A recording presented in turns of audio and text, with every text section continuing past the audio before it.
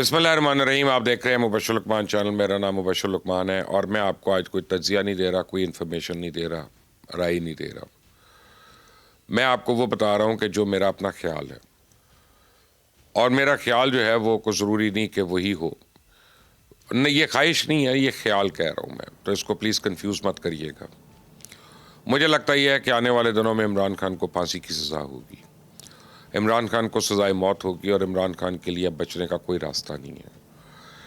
मैं अब कन्विंस्ड हो गया हूँ, ना सिर्फ कल प्रेस कॉन्फ्रेंस से, बल्कि उसके बाद जो पीटीआई वालों के बयानात आई हैं और जो वो उसके सपोर्टर्स वीलॉग्स कर रहे हैं और जो उन्होंने ट्रोलिंग की है जिस तरह की मुख्तलिफ सहाफ़ियों की और एंकर्स की, उससे अब एक बात वाज़े हो गई है कि ये लोग बाहर बैठ के इमरान को मरवाना चाहते हैं, क्योंकि इनकी जो कमाई है वो इसी में है कि इमरान खान मज़ीद मुश्किलों का शिकार हो।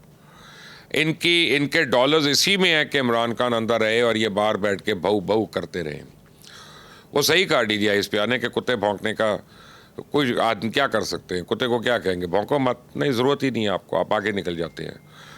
तो पाकिस्तान ने अब फैसला कर लिया है कि पाकिस्तान ने आगे निकलना है और इस आदमी से पाकिस्तान अपना पीछा छुड़ाने का फैसला कर चुका है। मुझे तो यही लग रहा है। जो जो इल्ज़ामात इमरान खान के पे थे, उनमें सबसे बड़ा इल्ज़ाम जो है वो रियासत के ख़िलाफ़ जाना है, रियासत के इदारों को तबाह करना है, रियासत की अलामात को नुकसान पहुँचाना है, रियासत के जो हीरोज़ हैं उनकी निशानियों को पामाल करना है, घेराव जलाओ करना है, रियासत के इदारों पे हमले करने हैं, इवन जिना हाउस तक को नहीं छोड़ना।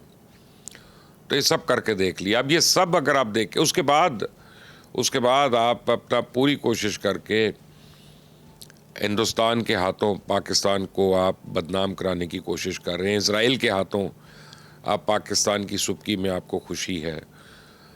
अगर मैं बुनियादी अल्फाज में आपको बताऊं, इसमें बहस करना है जिसने कर ले, ये सारे आर्टिकल 6 के ज़ुमरे में आते हैं और आर्टिकल 6 जो है वो मुल्क से, वतन से गद्दारी के बारे में है। और गद्दारी की तो सज़ा एक ही है ना, जो गद्दार होता है उस कुत्ते को मौत ही दी जाती है, उसको टीका ही लगाया जाता है या उसको घाट पे पहुंचाया जाता है। अब ये तो है हकीकत। और ये अब ये सोचे कि हो क्यों रहा है। ये हो इसलिए रहा है कि पहले दिन से अभी तक आप अपनी मकबूलियत के नशे में गैर मामूली तौर पे धंसते चले गए हैं, जैसे दलदल के अंदर कोई धंसता है। और आप पहले दिन से आप ये कोशिश कर रहे हैं कि हम ज़ोर ज़बरदस्ती करके, डरा के, धमका के, लाशें उठवा के, लोगों को, मासूम लोगों को मरवा के, हम जो है हुकूमत के ऊपर, रियासत के ऊपर हम ज़ोर ज़बरदस्ती कर लेंगे। और यही आपकी ख्वाहिश रही है और यही आपकी कोशिश रही है। बल्कि कल रात को भी काफ़ी वीलॉगर्स जो हैं वो बैरिस्टर गौर के बयान पे उनकी ट्रोलिंग कर रहे हैं। बैरिस्टर गौर ने क्या कहा? बैरिस्टर गौर ने ये कहा कि अल्फाज जो हैं वो सही नहीं है, सख्त हैं और सियासत में किसी चीज़ को हाथ से नहीं छोड़ना चाहिए। बेसिकली वो मुफाहमत की बात कर रहे थे। बेसिकली बैरिस्टर गौर ने कहा कि हमें कोई बीच का रास्ता निकालना है, और कोई भी सेंसिबल आदमी यही बात करेगा, ऐसी बात तो नहीं है। तो पीटीआई के हमदर्द वीलॉगर्स जो हैं उन्होंने कहना शुरू कर दिया कि अगर बैरिस्टर गौर यानी सही किस्म की चेयरमैनी कर रहे होते या चेयरमैनशिप कर रहे होते तो ये नौबत ही ना आती। अब वो सही चेयरमैनशिप क्या है, उसकी तशरीह भी ज़रूरी है। उसकी तशरीह ये है कि आपने अगर धमाके किए होते, आपने अगर बलवा किया होता, आपने अगर एहतजाज किया होता, लोग मरे होते, लाशें उठी होती, तो आज ये दिन ना देखना पड़ता। आफरीन है आप पे, आप बाहर बैठ के जो इधर बैठा हुआ है उसको किस किस्म के मशवरे दे रहे हैं। आ जाए, अंदर आ जाए, वापस आ जाएं, भागे क्यों थे? उस वक्त तो आप व्हील चेयर के ऊपर बैठ के पता नहीं क्या क्या एक्टिंग कर रहे थे। मैं तो कर भी नहीं सकता ऐसी एक्टिंग। और हाँ, ये चाय का कप है मेरे हाथ में भाईजान। चाय आप कहते हैं, हर दफ़ा कहते हैं कि चाय का कप हाथ में रखें, चाय पी लें। ये ले, मैं चाय भी पी रहा हूँ, घूंट भी ले रहा हूँ, इंजॉय भी कर रहा हूँ। और अब मैं आपको एक बात बड़ी खुलकर बता रहा हूँ, अगर आपकी मेरे से लड़ाई है तो एक फ़र्द वाहिद, और एक फ़र्द वाहिद जो है ना उसको आप राम भी कर सकते हैं, जोड़ तोड़ भी कर सकते हैं और वो भूल भी सकता है।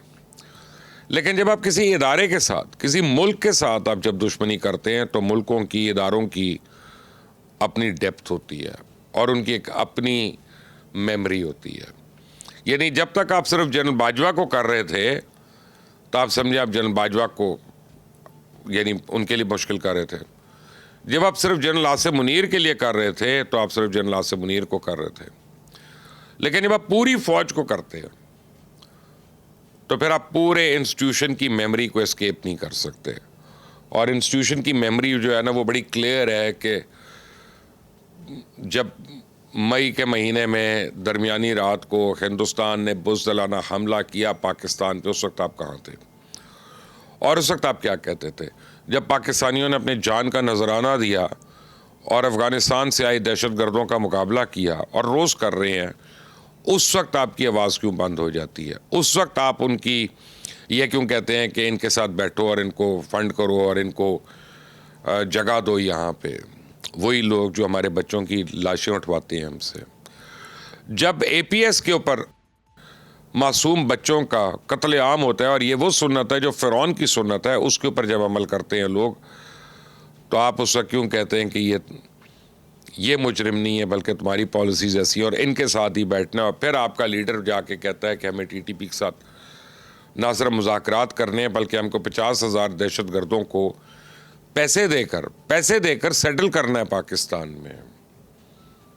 और वो अच्छे सेटल हुए, ऐसे सेटल हुए कि आज तक हमारी नींद हराम है। और अभी तो ऑपरेशन हो रहा है और उस आप ऑपरेशन की मुखालफत कर रहे हैं। आपका हर वज़ीर आला उस ऑपरेशन की मुखालफत कर रहा है। आपका हर वज़ीर आला उन दहशतगर्दों के लिए उनकी सपोर्ट में डट कर खड़ा हुआ है। तो अब आप क्या चाहते हैं कि रियासत आपसे कैसे डील करे? तो लोग मुझे कहते हैं कि आप PTI पे पाबंदी लगेगी। मैं कहता हूँ पाबंदी और क्या होती है? इंतखाबी निशान इस्तेमाल नहीं कर सकते, अपना झंडा नहीं लगा सकते, पार्टी का नाम नहीं रख सकते, कोई बैंगन को मूली को गाजर को ये आप दांतरी या इस्तरी ये आपके इंतखाबी निशान बने होते हैं, उस पर आप इलेक्शन लड़ रहे हैं। तो चले 2-4 साल तो आप को कामयाबी हो जाती थी। लेकिन अब आपके लोग भी ये सोचेंगे कि यार असेंबली में तो बैठते नहीं हैं, हम इसको वोट क्यों दें? यानी वोट तो उस वक्त दें ना आपको कि आप असेंबली में बैठे, उनके हकूक़ के लिए आप कानून साजी करें, वहाँ पे उनके हकूक़ के लिए आप आवाज़ उठाएं। जब हुकूमत कोई ऐसा बिल पास कर रही हो कि जिसे आम आवाम का फ़ायदा नहीं है तो आप उसके लिए वहाँ पे खड़े होके जो है लॉबिंग करें। आप अपना कमेटीज़ के अंदर आएँ, आप आम आदमी को किसी तरह कोई ना कोई रिस्पाइट हो, आप वहाँ पे पार्लिमानी वफूद के अंदर जाएं, आप दुनिया को पता चले कि पाकिस्तान में कैसे इन्वेस्टमेंट करनी है ताकि रोज़गार बढ़े, यहाँ पे लोगों का बेरोज़गारी से जो हाल हुआ है वो बेहतर हो। आप पाकिस्तान की जड़ों को मजबूत करने की कोशिश करें, फिर तो आपको वोट दें।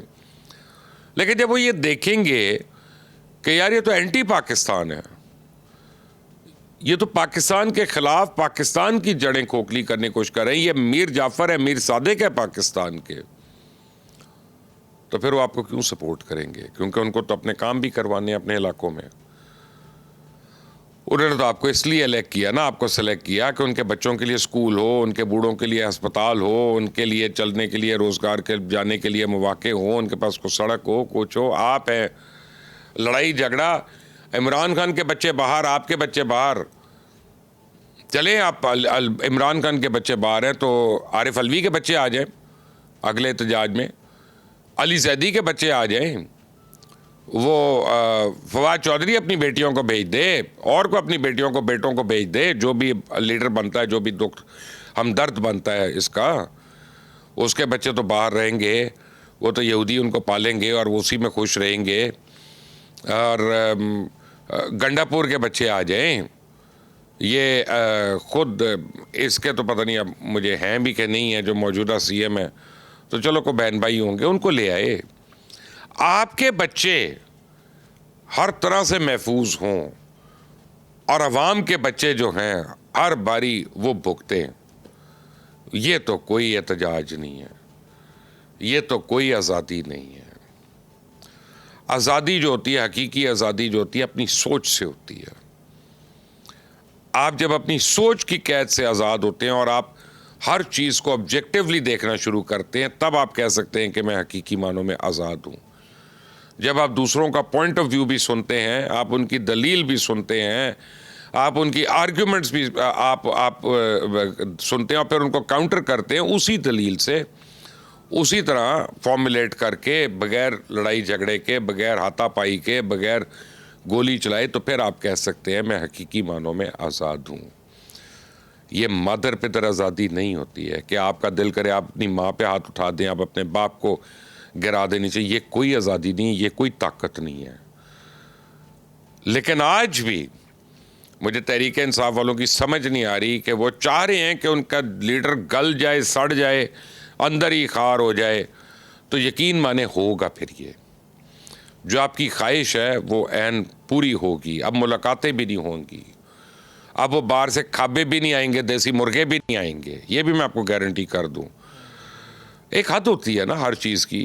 यानी मैं तो इस हुकूमत को बड़ा क्रेडिट देता हूँ। ये 2 साल ये बातें भी सुनते रहे, उसको हर किस्म की सहूलत भी देते रहे। मैं कहता हूँ इस हुकूमत को, शहबाज शरीफ की हुकूमत को सलाम करना चाहिए इस बात पे। मरियम नवाज़ को क्रेडिट जाता है इस बात का, क्योंकि अडियाला जेल पंजाब के अंदर है। तो पंजाब हुकूमत और वफाक की हुकूमत दोनों ने इस जेल पे कोई सख्तियाँ नहीं की, सहूबतें नहीं की, पाबंदियाँ नहीं की। लेकिन अब मेरा दिल कह रहा है कि वो 6 कमरों से काल कोठरी में जाएगा। मेरा दिल कह रहा है कि एक्साइज की मशीन अब ख़राब ही रहेगी। मेरा दिल कह रहा है कि जो अडियाला में खाना मिलता है अब वही मिलेगा, बाहर से मुर्गे शुर्गे नहीं आएंगे। और अब मैं देखता हूँ ये बहनें जो हैं पिछले 2 साल में तो एक दफ़ा भी खाना बनाकर नहीं लेके गई भाई के लिए। उसकी बीवी तो चलो अंदर है। इन्होंने ये नहीं कहा कि हम खाना बना के लाए हैं, हमारे भाई को दे दो, अगर उसको नहीं देना तो जेल में और जो कैदी हैं उनको दे दो, वो भी हमारे भाई हैं। नहीं, धरना देना है हमने, यहाँ डांस करना है हमने गाने लगाने हैं और उस पर हमने नाचना है और हमने यहाँ पे घुंघरू पहनने, ये हमने करना है यहाँ पे। जो एक खराबी हमारे अंदर पैदा हुई है। और अगर इतनी आपको अपने भाई की है तो भाई की जान तो आपकी भाभी के अंदर है, तो एक दफ़ा भाभी को भी मिलने की बात कर लेते। 2 साल हो गए आपने अपनी भाभी को मिलने की कोशिश नहीं की। बड़ा सांप जो होता है वो भी अपने डिफरेंसेस, घरेलू डिफरेंसेस छोड़ देता है, आपसे तो वो भी नहीं छोड़ेंगे। 2 साल हो गए आपने उमर चीमा का हाल नहीं पूछा, आपने महमूद रशीद का हाल नहीं पूछा, आपने यास्मीन राशिद का हाल नहीं पूछा, आपने किसी का हाल नहीं पूछा जो अंदर है। 2 साल हो गए आपने हसन न्याजी का हाल नहीं पूछा, आपने औरों का नहीं पूछा। कम से कम पता ही कर लेते कि वो भी जिंदा हैं कि नहीं, या वो किस हाल में हैं, या उनको भी सहूलियात मिल रही हैं कि नहीं, कि सब कुछ उधर। क्योंकि मेक श्योर करना है कि वो अंदर रहे। वो अंदर रहेगा तो हमारी सियासत चलेगी, वो अंदर रहेगा तो हमारे वीलॉग चलेंगे, वो अंदर रहेगा तो हमें डॉलर आएंगे। यही है ना। तो मेरा ये ख्याल है कि पीटीआई और पीटीआई के सपोर्टर्स और उसके वेल विशर्स जो हैं वो इमरान खान को मरवा के छोड़ेंगे। ये उसको आखिरी दम तक पुश करेंगे और फिर उसके ऊपर कमाइयाँ होंगी और उसके ऊपर उसी बात पे ये खुश है। पीटीआई वालों मेरी बातें बहुत बुरी लगेंगी, लेकिन अगर वाकई तुम इमरान खान के जेन्युइन सपोर्टर हो तो तुम्हें चाहिए कि मेल मिलाप करो, तुम्हें चाहिए कि सियासतदानों से मेल मिलाप करो, गवर्नमेंट से मेल मिलाप करो। कुछ दो और कुछ लोग की बुनियाद पे जो है उनके साथ बैठो उठो और अपने लीडर के लिए कोई ना कोई आसानियाँ पैदा करो। तुम तो रोज़ मज़ीद मुश्किलें पैदा कर रहे हो। बाकी तुम्हारी मर्ज़ी, तुम्हारा फ़ैसला। आपकी जो राय हो मुझे ज़रूर बताइएगा और इस चैनल को सब्सक्राइब करना मत भूलिएगा, क्योंकि मुझे वहाँ से इज़राइल से और इंडिया से डॉलर नहीं आते। मेरा चैनल दोनों जगह पे बैंड है। अपना ख्याल रखिए। अल्लाह हाफ़िज़।